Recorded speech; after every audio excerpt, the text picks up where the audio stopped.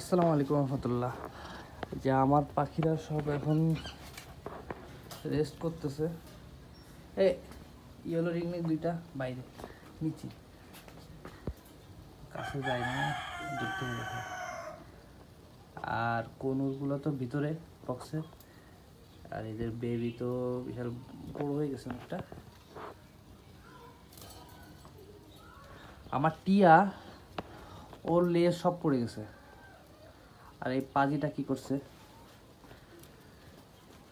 এইখানের সবগুলো টপ খালি করে ফেলছে, গাছগুলো সব কেটে ফেলছে। এই যে কি অবস্থা করছে। এই ক্যাকটাস গাছও ছাড়ে নাই, সবগুলো গাছ খাইছে এই পাজি।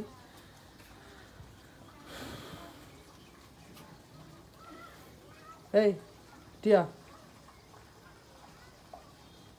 আজকে পেয়ারা দেওয়া হয়েছিল, পেয়ারা খাইছে। আর এই যে ফেলাই রাখছে, এই যে টিয়ারে খেজুর পেয়ারা সব কিছু খাইছে মোটামুটি। ওদেরকেও পেয়ারা দিছিলাম।